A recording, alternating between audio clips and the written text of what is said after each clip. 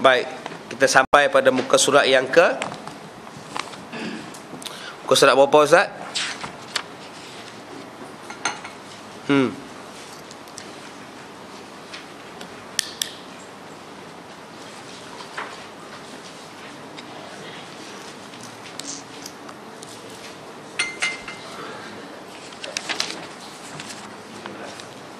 Muka surat yang ke 13 ya.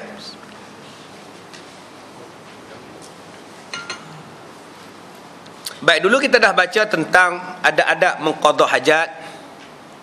Kita juga telah masuk sebahagian daripada bab najis.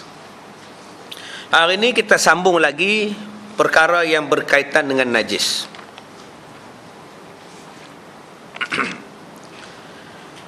Baik. Tiap-tiap yang keluar, yang di tengah tu ya, tiap-tiap yang keluar bawah sekali itu, yang kedua, sabda Nabi SAW. Ketika seorang badui kencing di dalam masjid, sabbu alaihi dhunuban min ma'in, tuangkan oleh kamu ke atas air kencingnya beberapa timba air. Jadi benda yang najis yang kita baca dulu, sama ada benda cair yang keluar salah satu daripada dua jalan, hukumnya najis. Seperti air kencing, melainkan air mani bukan najis. Air mani tidak najis. Yang najis wadi, yang najis madhi. Dan sama ada daripada binatang yang dimakan ataupun tidak, dia adalah najis. Keluar daripada kemaluan depan atau kemaluan belakang, sama ada daripada anak Adam atau haiwan. Baik, Ustaz tu yang makan tai kambing tu macam mana, Ustaz? Najis lah. Ya, dulu ayah Pin, antara ajaran dia ialah makan tai kambing. Dikatanya makjun.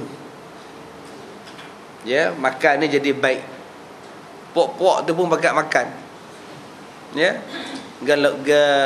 apa? Ajaran ayah Pin bin ayah Pan.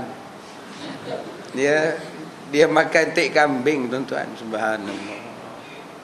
Najis tetap najis. Baik, yang kedua dia kata najis yang keduanya ialah air kencing.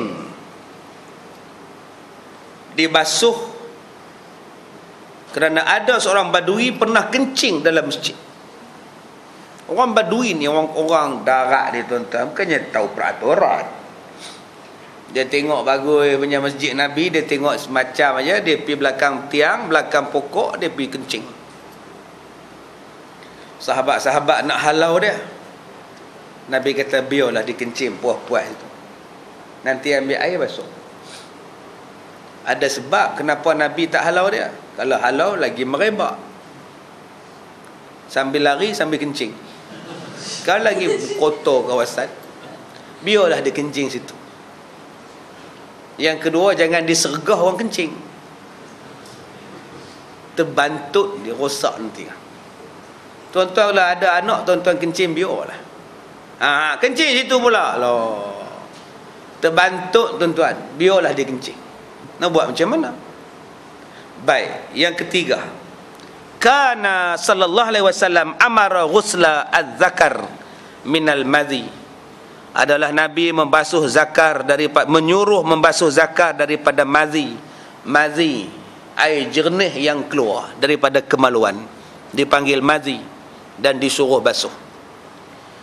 Kemudian kata Nabi lagi, tanazzahu minal baul fa inna ammata azabal qabri minhu. Bersihkanlah oleh kamu daripada air kencing, kerana kebanyakan azab kubur datangnya daripada air kencing. Basuh tak bersih, tak berdehem. Air kencing menitik balik lepas kencing. Sudah aja dah pada tuan-tuan dulu, kena urut. Dan urut pula jangan dengan tangan kanan, dengan tangan kiri. Nabi tidak bagi mengurut kemaluan dengan tangan kanan. Tangan kiri, tuan-tuan. Tangan kanan ni mulia.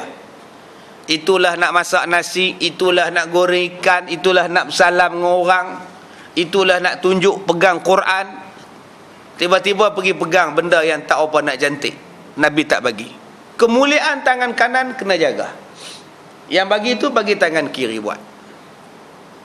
Sehinggalah nak berdehem tadi pun disuruh dengan tangan kiri pegang, bukan dengan tangan kanan. Baik, ta'rif mazi ialah air yang putih. Air yang putih ni dalam bahasa kita air jernih, lagi nipis, yang keluar disebabkan syahwat yang kuat. Orang syahwat yang kuat, dia keluar, dia tengok semacam dia main syekh dia tu, maka keluarlah mazinya. Ya, tapi tidaklah sampai ke tahap keluar mani. Dia keluar mazi ni kerana gairah. Baik. Ta'rif wadi. Wadi lain pula. Wadi ialah air putih keruh yang kasar, yang keluar selepas kencing atau membuat kerja yang berat. Bila buat kerja yang berat, dia terbit, angkat barang berat dan sebagainya, letih kerja, maka keluar benda yang dipanggil sebagai wadi, maka hukumnya najis, wajib dibasuh. Jadi mazi najis, wadi pun najis. Yang tak najis mani. Sebab tu kalau tuan-tuan terkena kain tuan-tuan air mani, tuan-tuan lak, mai datang sembahyang boleh. Nampak bekas mani tu di kain, nampak kiki tuan-tuan dah sapu-sapu boleh. Orang tanya kita tu, kenapa kain tu air mani ni? Orang tengok semacam hukum dia sah sembahyang, tak dikira sebagai najis. Kadang-kadang kita benda pelik-pelik macam ni kita malu nak sebut, takut nak sebut. Malu apa? Ialah benda yang berlaku pada semua orang. Ada satu makji dia tanya saya, ustaz, ada baru ni makji dengar ceramah, ustaz tu kata orang perempuan kalau nak semayang kena pakai baju dalam, tak boleh tak pakai baju dalam, batal semayang. Saya kata apa hal pula batal semayang, kan telekung dah ada semua. Tak ada ustaz, bila bergerak tu ustaz, batal lah semayang. Saya tanya apa benda yang bergeraknya? Yelah kalau dah tak pakai baju dalam, bergeraklah ustaz, rukuk bergerak, sujud bergerak, kata dia. Dia kata pergerakan tu batal lah, kata dia. Astaghfirullahalazim, ya Allah.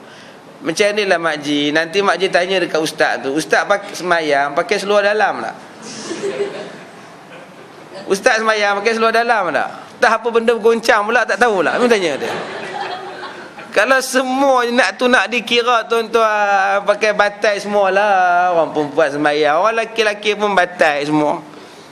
Ustaz bingung manalah yang pergi ajar macam ni tuan-tuan. Tu yang saya kata tadi, kenalah tanya, kenalah mengaji untuk guru betul-betul. Kita sekarang ni suka yang pelik-pelik. Yang pelik-pelik ni lah yang pelik ni. Ilmu ni dia kena ajar terang-terang. Kalau ilmu tu diajar senyap-senyap, sembunyi-sembunyi, adalah tak betul dalam ilmu tu. Tengok macam kita ni, terang-terang, waktu pun terang, mikrofon pun ada, speaker pun ada, mikrofon pun ada, orang rakam TV, kamera semuanya ada. Makna ilmu tak sorok, betul lah tu. Ciri-ciri ilmu sesat tu apa? Mengajar gelap-gelap, sembunyi-sembunyi, jangan kabur korang ya, ini untuk kita je ya. Jangan tanya kat orang lain ni, rujuk kat saya je. Jangan tanya ustaz lain. Ustaz-ustaz lain tu semua tak erti tu. Ni nampak sangat ajarannya sesat. Tak payahlah pergi kuliah dah lah. Tak payahlah pergi tuan-tuan. Esok adalah benda sesat disuruh kita buat. Baik, kemudian. Adapun mani manusia, dalam satu hadis kata, annaha kanat tahakkun al-maniyun min thawbi sallallahu alaihi wasallam sama yusalli fihi. Bahwasanya Aisyah mengunyuh,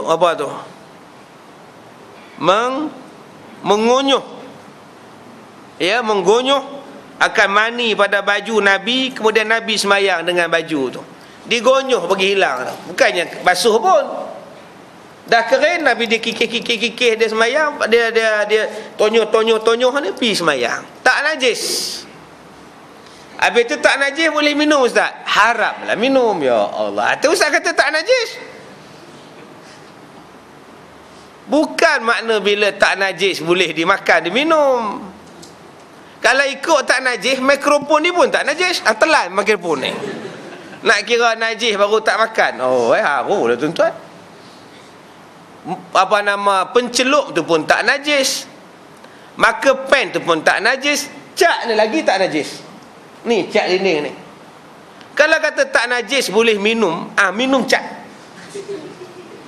Ambillah cat emulsion ke, cat pa ke apa ke, ambil minum. Bila kita kata air mani tu tak najis, maknanya boleh minum lah ustaz. Mana boleh. Tadi ustaz kata tak najis. Kalau begitu minum cat, cat ni pun tak najis. Elok buat teh tarik bocak putih. Kenapa kamu bocak? Tak najis. Memanglah tak najis. Asal tak najis tu dia boleh minum lah. Bukan. Hukum fiqh ni banyak cabang. Macam baju kita, baju sutra laki-laki. Laki-laki haram pakai sutra, tetapi boleh jual sutra. Haram cuma pada pakai, jual tak apa. Mas, laki-laki haram pakai mas, tetapi jual mas boleh. Itu kaedahnya. Arak minum haram, jual pun haram. Di kaedah begitu pula. Jadi kaedahnya mengikut kepada sesuatu benda, kepada satu-satu hukum. Air mani itu tidak najis, tetapi tidak boleh diminum, dipakai dan sebagainya. Baik. Adapun mani selain daripada anak Adam, oleh kerana asal haiwan itu suci, maka hukumnya serupalah juga. Kalau air mani lembu macam mana ustaz? Apa hal dengan air mani lembu pula? Dan air mani lembu terkena saya ustaz. Pak siapa terkena kamu? Kamu usik dia ke? Sudah. Kamu ada usik dia ke? Tak adalah, saja main-main dia. Apa hukum dia ustaz? Air mani haiwan tidak najis, rupalah. Tetapi kalau air mani itu haiwan yang boleh dimakan, syaratnya itu. Tetapi sunat membasuhnya supaya terkeluar daripada khilaf ulama yang mewajibkan basuh. Ada juga ulama kata kalau terkena air mani binatang wajib basuh. Ada ulama kata tak wajib sebab dia tak najis. Maka sunat basuh supaya selesai masalah. Sunat basuh kalau jumpa dengan air mani binatang yang halal dimakan dagingnya. Benda-benda yang keras, tadi benda-benda cair yang najis, sekarang benda-benda yang keras yang najis. Tiap-tiap benda yang keras itu sekaliannya suci kerana dia dijadikan untuk manfaat kepada manusia, walaupun untuk setengah pihak, dan sesungguhnya hasillah manfaatnya ataupun sempurna manfaatnya itu dengan bersih. Asal benda yang keras-keras ni suci lah kalau ada manfaat. Kayu, batu, papan, tak jadi masalah. Sekarang ni orang buat nugget ni, dia buat ayam, kemudian dia bubuh kayu, pergi cocok dalam ayam, kemudian pergi goreng dengan kayu-kayu tu sendiri, digorengnya, tak jadi hal.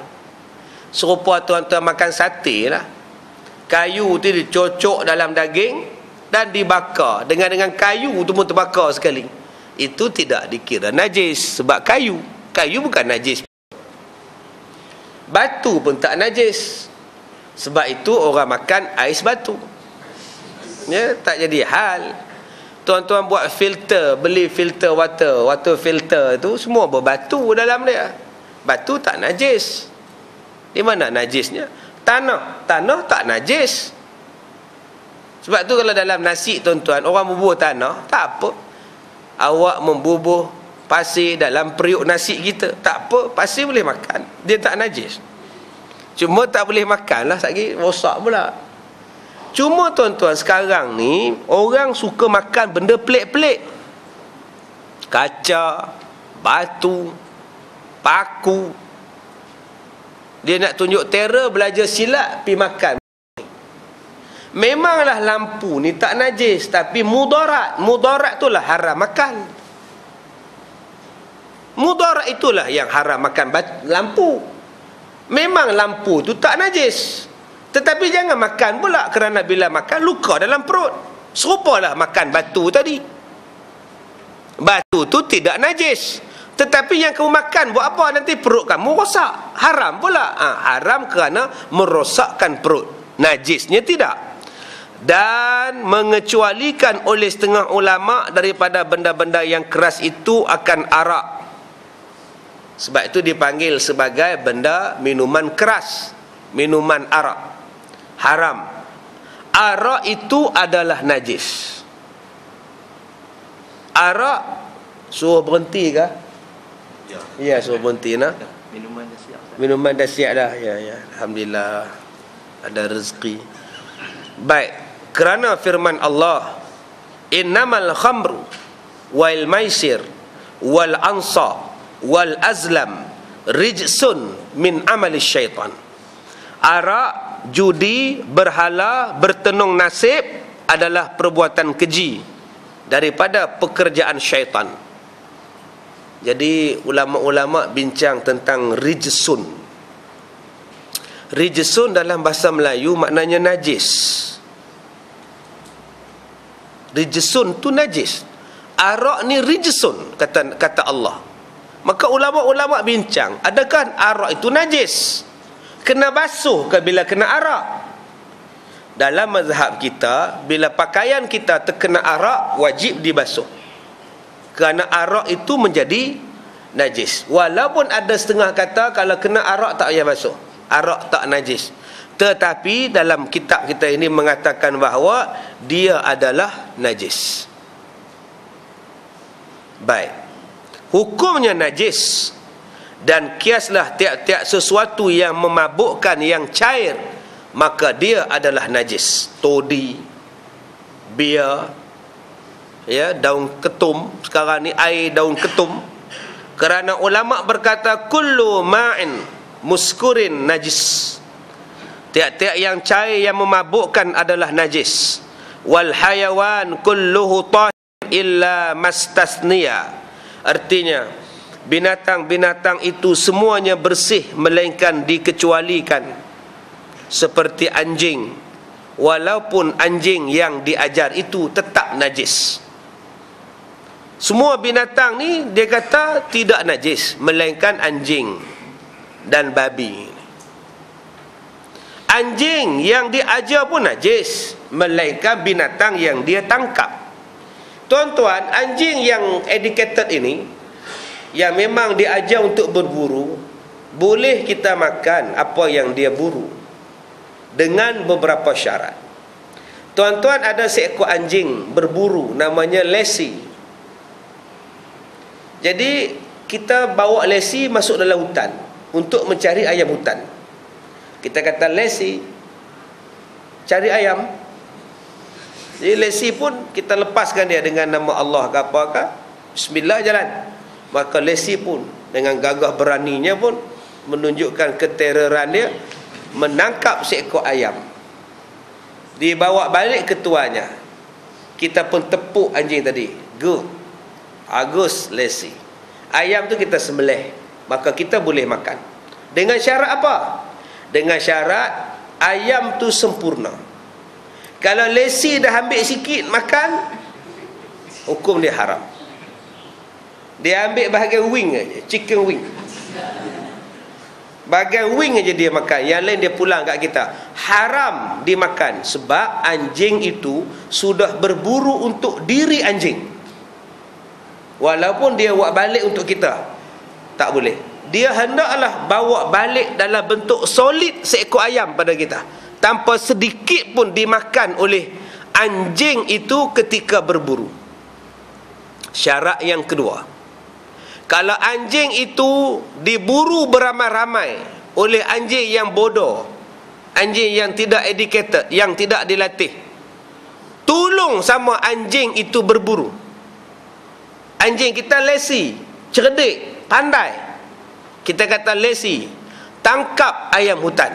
Lesi pun pergi tangkap. Tengah jalan jumpa dengan geng-geng anjing yang lain, anjing-anjing jalanan ni. Hai lesi, kemana kamu? Bos aku suruh tangkap ayam. Oh cantik juga, jom ramai-ramai pakat pergi hamba ayam. Anjing ni terkam seekor ayam. Lesi cekik ayam tu pula, bawa mari pada tuan dia. Ayam itu didapati atas anjing yang bodoh. Lesi ni hanya fikir buat balik aja. Hukum dia tetap haram dimakan. Jadi tuan-tuan kena belajar yang lebih tentang syarat anjing yang nak dilepaskan sebagai perburuan itu. Baik, kemudian dan babi. Oh, babi ni kena sebut terang-terang pun sedap. Kalau dan babi tak sedap, ya. Anjing walaupun yang diajar dan babi, ataupun anak tiap-tiap daripada kedua-duanya. Anjing ni dikacukkan dengan kambing. Ketika disembelih kambing, kambing ni menyalak, melompat tukang sembelih. Selalu macam anjing bunyi, kambing bunyi pasal apa? Bunyi macam anjing. Pergi tanya dekat sing yang kita beli kambing, pasal apa ni? Dia jawab, ini kita sudah kasih kahwin anjing sama kambing. Ya, anjing sama kambing.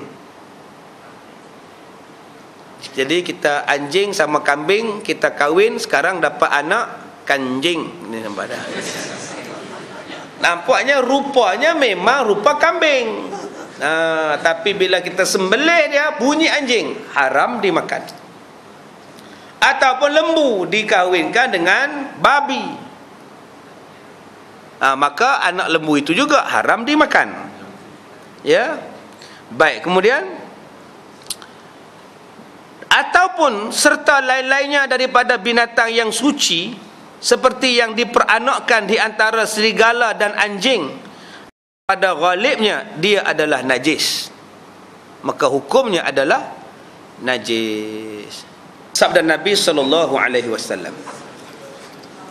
tuhur inna ahadikum idza walagha fihi al-kalb ay yaghsilahu sab'a marratin aw lahunna bit-turab.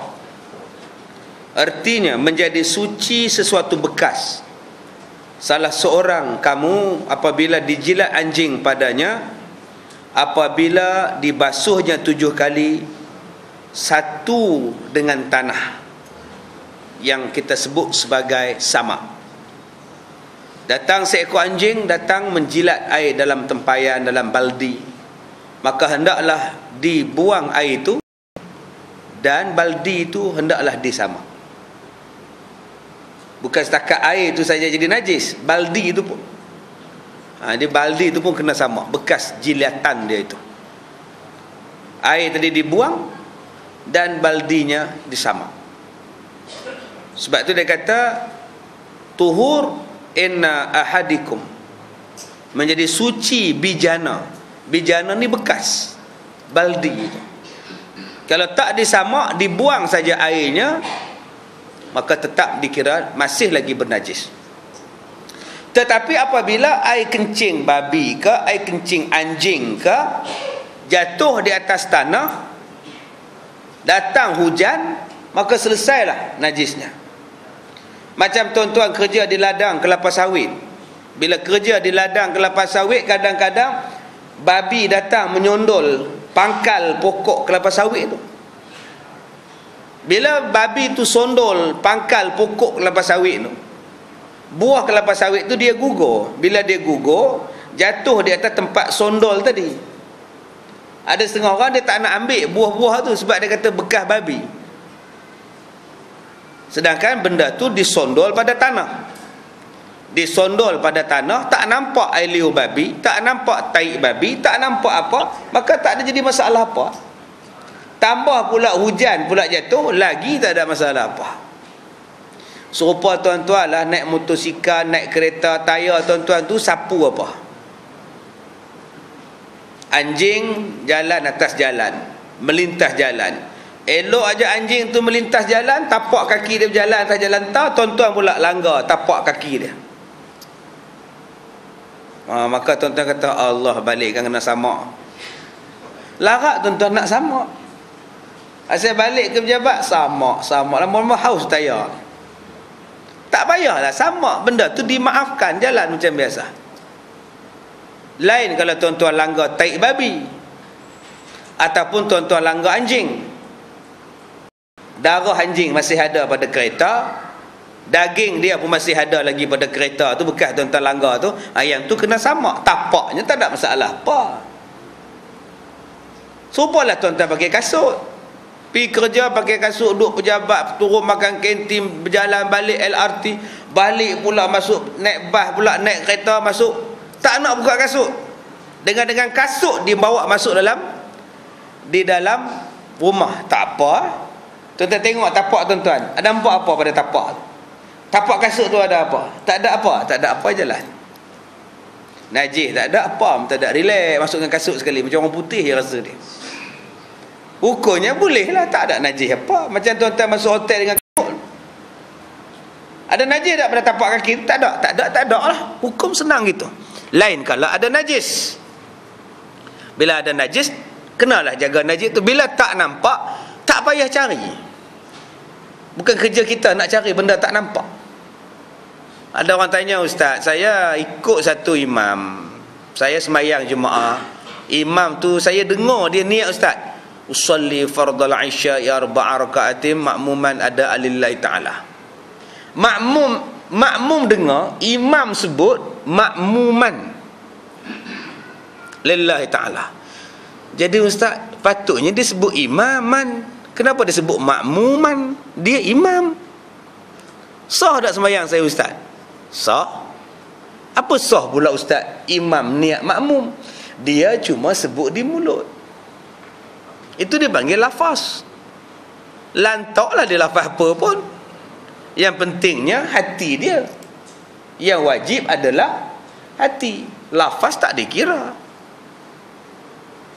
Mungkin disebut mulut dia makmun, dalam hati imam. Mana kita tahu? Baik Ustaz, kalau dalam hati dia pun dia sebut makmum, Ustaz, apa kerja kamu nak pergi cari dalam hati orang? Lantaknya lah, asal dia duduk depan tu dia nak imam lah tu. Tak adalah tanya. Kalau dia niat makmum, batal tak sembahyang kita, Ustaz? Tak payah tanya, lantak lah. Bila tuan-tuan nak soal sampai benda macam itu, tak tahulah tuan-tuan. Macam tadi, tuan-tuan nak semak tapak kaki tu. Aku tadi pijak tapak. Apa yang aku dah pijak tu? Oh, jenuh lah. Serupa dengan duit tuan-tuan. Orang bagi duit kat tuan-tuan. Sebelum dia pegang duit ni, siapa pegang duit tu? Cina. Sebelum Cina pegang duit, Cina pegang babi. Cina pegang babi. Pegang duit, bagi dekat dia, dia bagi kat aku. Oh, sama duit. Larat nak sama tuan-tuan. Ada daging babi pada duit tu? Ada darah babi pada duit? Tak ada halal bawa semayang pun. Larat tuan-tuan nak sama duit tuan-tuan tu. Sama jemur kat berenda, datang angin hilang, tinggal batu je, duit terbang habis. Tak payahlah sama kalau tidak nampak najis. Kalau nampak barulah sama. Baik. Adalah wajah atau jalan tempat mengambil taharah itu ada kalanya kerana hadas. Kenapa kita bersuci? Yang pertama kerana hadas. Kentut, kencing, buang air besar, keluar mani, maka kita diwajibkan supaya bersuci kerana hadas. Kenapa kamu berhadas? Kerana saya kentut, saya tak ada wuduk, saya kena ambil wuduk baru. Masalahnya Ustaz, saya tadi masa saya nak semayang zuhur, saya dah wuduk 4 kali wuduk. Jadi kalau saya batal satu wuduk, maknanya saya masih ada 3 lagi wuduk.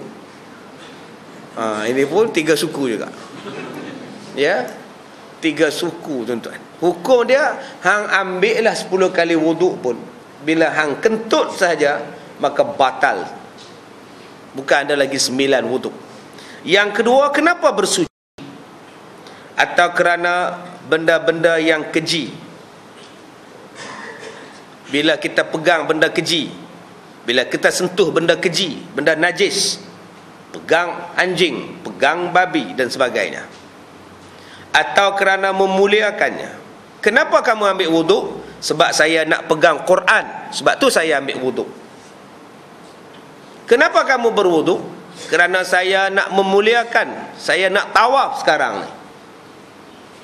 Itu sebab-sebab kenapa bersuci. Yang pertama, kerana hadas. Yang kedua, kerana najis. Yang ketiga, kerana memuliakan satu-satu benda. Tetapi pada bijana tadi bukanlah kerana hadas. Habis itu ustaz, kenapa ustaz samakkan timba, baldi yang kena najis anjing? Adakah baldi itu sudah dikira berhadas dengan sebab anjing jilat? Tidak. Adakah kerana nak memuliakan baldi? Tidak. Habis itu kenapa baldi itu disamak? Hanya tertentu kepada membersihkannya daripada benda-benda yang keji. Okey ustaz, sekarang saya beli kereta second hand. Wajib atau tidak saya menyamak kereta itu? Maksud saya bahagian dalam kereta itu. Kenapa nak disamak? Sebab saya tengok dalam geran, pemilik sebelum saya Hindu, pemilik sebelum dulu pula Cina. Jadi saya ni dah yang ketiga ownernya. Jadi Cina dengan Hindu ni adat biasalah ustaz, depa bela anjing. Anjing masuk dalam kereta, bawa sekali berjalan taman bunga. Jadi nak samak dah ustaz, pulanglah. Ada nampak tik anjing situ? Tak nampak. Ada bau kencing anjing? Tak bau. Habis tu nak samak pasal apa? Tak ada lah langkah-langkah keselamatan. Terpulang. Kalau boleh clean cushion tu, buatlah. Buka lah bumbung tu, buat sunroof. Buka cushion seketui, tak tengah-tengah, hampirlah samak. Kalau nak rajin, teruk lah ustaz kalau macam tu. Kalau begitu tak nampak, benda tak nampak, nak samak buat apa? Lain kalau nampak saja ustaz, nak bagi kita rasa macam tenang, confident ustaz. Kalau gitu samak lah. Yalah, kalau samak kan payah pula ustaz, berapa hari nak kering cushion saya tu. Kalau gitu tu saya samak. Yalah, kalau kita tak samak kan payah tuan-tuan. Inilah yang payah. Islam ni bagi senang aja. Sekarang nampak tak? Bau tak? Ada rasa tak? Tak ada. Nampak tak? Tak. Jalan. Nampak tak? Jalan sama. Ni bulu pun tak ada, apa pun tak ada. Nak samak saya apa? Nah, kalau saya nak samak ustaz, silakan. Tak adalah kan.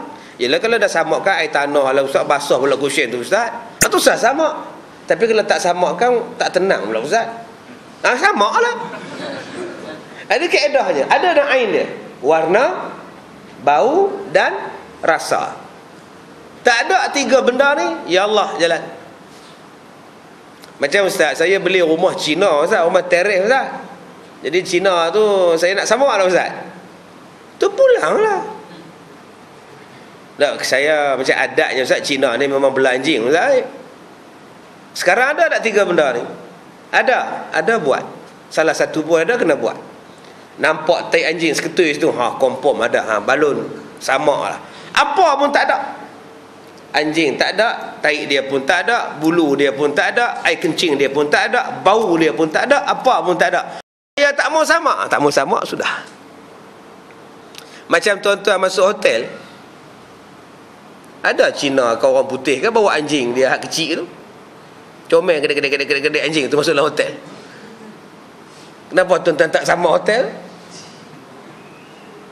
Tuan-tuan boleh panggil budak-budak hotel tu, ni tolong samak ni, makcik nak duduk sini. Mampus dia tak samak. Okey, sekarang nampak tak benda tu dia? Tak ada on. Cina, Hindu apa semua tu pakai tapak kasut masuklah hotel kita. Ada kita sama tapak kasut tu. Dia masuklah hotel kita pula. Lepas dia tidur, kita pula tidur. Tak. Itu kaedahnya senang. Selagi mana tak nampak benda itu, maka tidak adalah yang perlu kita mencari-cari di mana najisnya. Baik, kemudian oleh itu maka sabitlah najis mulut, yakni anjing yang menjilat itu, maka najis juga. Bagaimana Ustaz kalau saya menjadi polis anjing, unit pengesan anjing, saya jadi polis yang menjaga anjing ni, mencari dadah, CD, cetak rompak dan sebagainya. Super lah. Kalau kamu kering, anjing pun kering, tak ada apa-apa. Anjing kering bulunya, tangan kita pun kering, pegang dia tak ada apa. Yang masalahnya bila salah satu menjadi basah, dijilatnya kain kita, dijilatnya seluar kita, dijilatnya tangan kita, tak apa, lepas ni sama lah. Kalau anjing jilat, kita boleh sama dan tak berdosa. Tuan-tuan jilat anjing pun tak berdosa. Tak apa, anjing jilat tuan-tuan pun tak berdosa. Tuan-tuan cium anjing tak berdosa, anjing cium tuan-tuan tak berdosa. Sama saja lepas ni. Yang berdosanya kita cium anak dara orang. Nak sabak macam mana? Sekarang ni kita tak anggap itu berdosa. Pegang tangan, bertunang pegang tangan, siap dengan cincin sarung lagi. Juru acara pula, dijemput saudara dok untuk menyarungkan cincin tanda pertunangan. Dipersilakan. Anak dara putar tangan, mari si jantan bubu. Yang tu lagi haram daripada pegang anjing. Pegang anjing tak berdosa, pegang babi pun tak berdosa. Boleh disama. Pegang anak dara orang, pegang isteri orang, yang tu berdosa dan tak boleh disama. Tetapi sekarang orang pegang anjing tu orang nampak jijik. Bawa anak dara orang naik motor, kita tak nampak jijik. Sedang itulah yang jijiknya. Baik. Bahkan anjing itu sebaik-baik haiwan, nisbah bau mulutnya, kerana selalu menjilat. Dia kata, Ustaz, anjing tu najis dah Ustaz? Najis. Mulut anjing tu najis dah Ustaz? Najis. Ustaz, kalau kita fikir Ustaz, mulut anjing ni paling bersih Ustaz. Kerja dia duk jilat, duk cuci saja. Mulut anjing lah bersih Ustaz. Bersih macam mana pun, najis tetap najis. Supaya saya kata pada bulan lepas, najis tetap najis, haram tetap haram. Tak boleh dah nak bagi baik pada satu benda haram.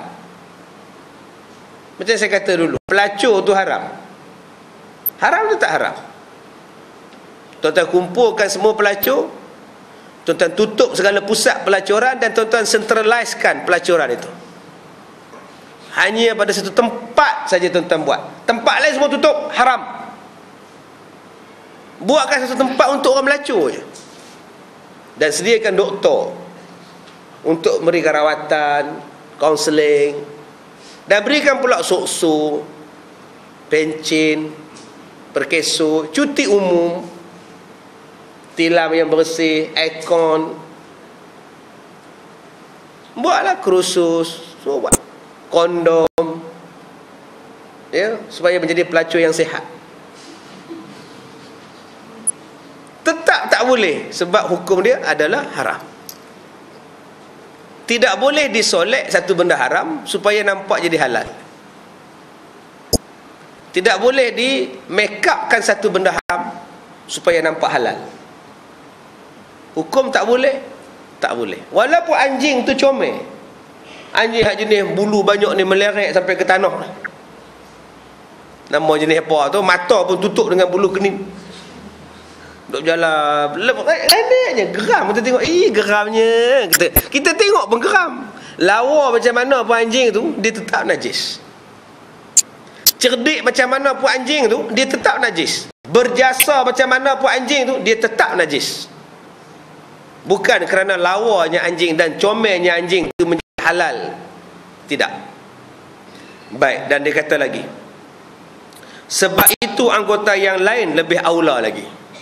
Kalau mulut anjing yang sentiasa menjilat itu bersih pun dikira najis, apatah lagi anggota-anggota lain. Dan kiaskanlah seperti itu babi, kerana babi lebih buruk kelakuannya daripada anjing. Itulah haramnya. Babi itu berkali-kali ganda lah. Berkali-kali ganda daripada anjing. Sebab kelakuan buruk anjing dengan kelakuan buruk babi jauh sangat babi ni. Anjing ni dia makan lagi benda-benda elok-elok ni. Babi ni Allahu Akbar, segala makneka dia balun. Baik, benda-benda lebih kita akan baca pada kuliah akan datang. Benda-benda lebih daripada binatang. Najis tak najis? Darah dia, air liur dia, peluh dia, najis tak najis? Air liur kucing, peluh kucing, susu kucing. Ini kita akan baca pada kuliah hadapan insya-Allah. Ya.